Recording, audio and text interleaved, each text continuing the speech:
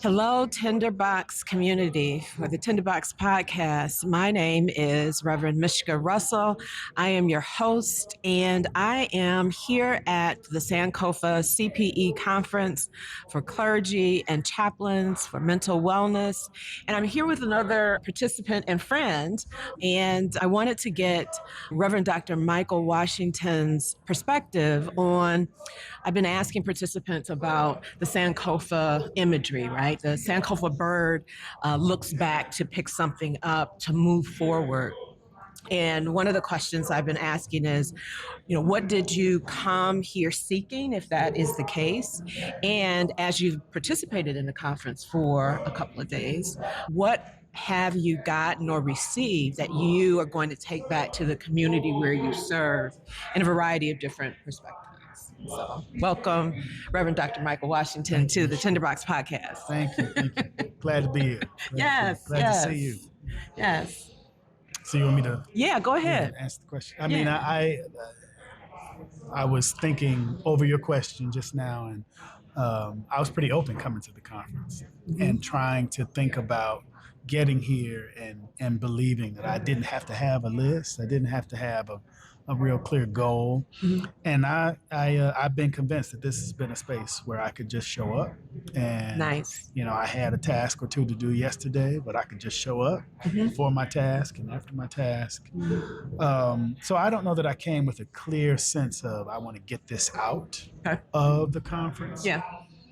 But it also means I've got a great long building list of things to take back. Wow. Okay. You want to share a nugget or two with what you think you're going to be taking back? Yeah. The tension for me has been from the first night when Dr. Greer was talking about the sound of the dissonant and listening to what harms, listening to what kills, and then also listening to what enlivens. So I'm thinking more socially. How is the rest of this institutional life, cultural life that can kill us? How is that a part of my work? Yeah.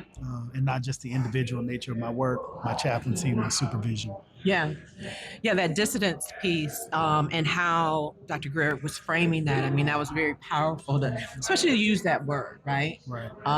In the context in which we are living through lots of different types of dissidence.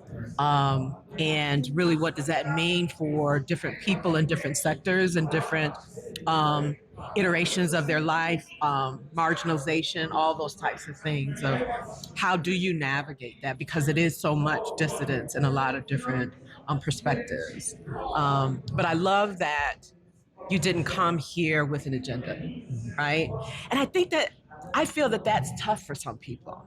I don't know. What are your thoughts about that? Do you think that that's something that people struggle with? I do, because part of what we're talking about in the conference is the difference between me and ministry. Okay. Yeah. And separating, taking care of others while I do ministry. Yeah. And making space for me while I don't and when I don't. Right. So that I think what gets captured in this is a struggle for me not to have a sense of what my boxes are to check is wrapped up in that functionalism. We're here to do. Yeah. We're here to produce. We come to conferences to get things. Yeah. So that we can go back and do things. So coming to a conference open, it's kind of silly. It's impractical. Why pay for something and not have three things you expect out of it? What are the objectives or the aims? Yeah. That's a part of strategic thinking. You want to spend your time wisely. Yeah. So it's difficult. Yeah. We've been made to be actors and strategists. Sure. And not open.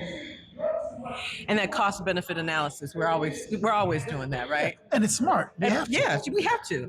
Right. There's safety prescribed to that. That's right. Right? That's right. And wisdom. And wisdom, absolutely. But I love that invitation, especially to persons who are caring for others, to open yourself up to receive, right? To not put the weightiness of retrieving or bringing something with you, or expectation. Maybe that's the word for it, right? Yeah. And possibly get disappointed because it didn't meet whatever that expectation that you thought it was supposed to meet. Yeah. But that openness to wonderment and the divine, the awe. Yeah. I think we miss. I think we miss that in a lot of our spaces. I mean, I'm thinking about the word play and exploration. Yes. Yeah. You know, I'll see what happens. Yeah. Is not how we get trained, how we stay in the world. It might not be smart. Mm-hmm. You can't just walk around and say, "Let me see what's on that table over there." Yeah, yeah. Who is that? I think we know each other. No, we have to have a list. Gotta have a list. We have to. I mean, we're box adults. checkers. We're adults. Yeah, we're adults. We're not children. No, right? We don't have time. We ain't time to play. And that's to get back to playfulness, right? As another way of thinking about care. Absolutely, absolutely. There was conversation earlier about what was the question? It was when was a time that you can remember that you felt safe? And one person answered when they were playing.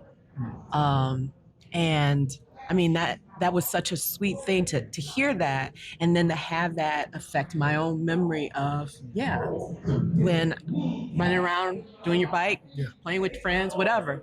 It was safe. You were in community. You were in folks that loved you, that wanted to discover different things, depending upon what you were doing, if you were digging or riding or, building something to get whatever.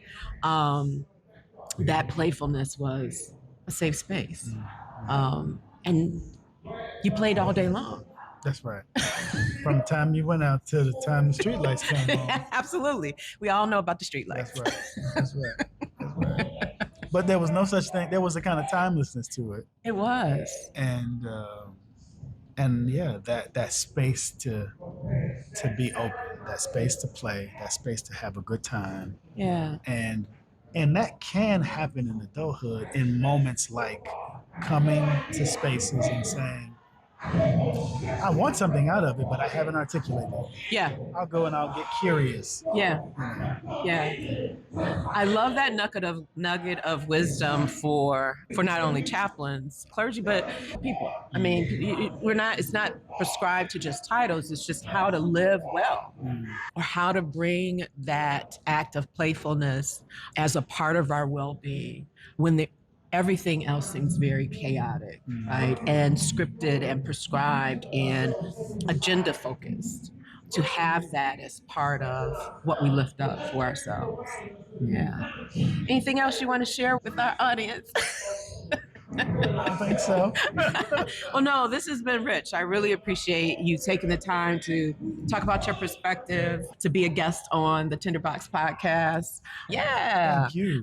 For our launch in this inaugural space of the launching phase. Of this conference that has been impactful and powerful. Already we got 1.5 more days left.